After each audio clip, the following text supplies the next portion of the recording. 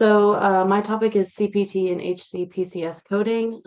My name is Julia Pate, if you guys were wondering, or you, Dr. Sullivan. In 1965, just a little bit of history first. 1965, the AMA kind of recognized the need for a common language to describe like medical services and procedures. And so they came up with the current procedural technology, which is CPT. Then in 1966, the first edition of CPT came out, which mostly focused on surgery.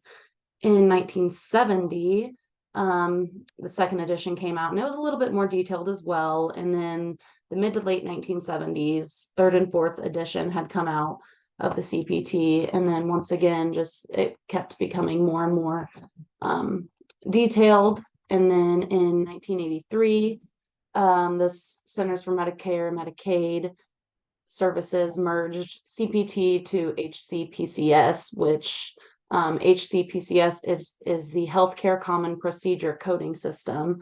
And historically, that's like a little bit similar to CPT. Then in around 1996 was when the Health Insurance Portability and Accountability Act came to be. And so the AMA, American Medical Association, kind of looked deeper to create the CPT-5 project. And this is where tons of new services could be tracked and performance-based payments were built, which was awesome. Then in 2000, this is the big year, officially CPT became the national coding standard for reporting medical services and procedures, which was awesome. And now the CPT codebook is ongoing and updated annually. So in terms of macroeconomics, national effects on the PT profession, one big thing happened in 2017, which kind of changed a lot of things. They went from having one code for evaluations to having 3 codes for evaluations, and still one code for reevaluations. But the 3 evaluation codes, you could have moderate complexity, high complexity, low complexity. So therefore you can charge more for a more complex patient, which was, a big deal because before they were all paying the same thing. And then another thing is like the CPT can provide, or the code that you choose can provide some objective info for everyone, which means like you could accurately bill for the same skill, like regardless of where you're located in the US. And then another thing I just found online that I thought was cool was now we can bill for remote monitoring, which really that's not a thing for PTs that much, but we could still do it if we did happen to do any of that. And then another thing is it is kind of cheaper for patients in the long run just because of how much like the more specific coding gets, the more cheaper it will be because it's more specific. And then in terms of like microeconomics and the daily impact of individual physical therapy practice, it honestly just makes it easier and quicker to bill.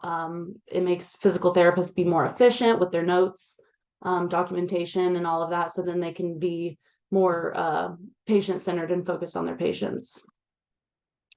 In terms of like why you need to know CPT codes, it can impact financial planning because, like I said before, it can make it cheaper for some people. But then also like if you don't know about it, you could receive like inaccurate reimbursement. You could even like have claims against you for fraud and abuse. You can get denials and even recoupment of payments. And none of that is fun for anybody. I've never had to go through it, luckily, but I'm sure some people know somebody that has, which is awful. Then another thing to know about CPT codes and why, like how they affect management decision making is it kind of impacts what to bill for, to be honest. And that kind of depends on the ethical situation of the company sometimes, but if a company is really wanting to like get more money, they could be like, okay, all your PTs need to perform some type of neuromuscular re-education because that's a little bit more expensive than other things.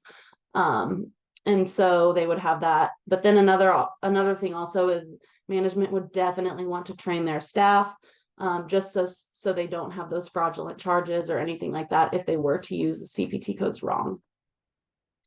And then in terms of policy and procedure development, in terms of knowing CPT codes and how it affects this, you can make new policies and procedures based on certain billing codes. So like, if you are wanting to use a certain CPT code for a certain patient, you can always kind of change it depending on what you're going for. So if your goals, my example says like, if your goal is to use Therex, but then you're doing gait and you aren't actually doing any exercises, then you could use it to focus on strength rather than just gait pattern.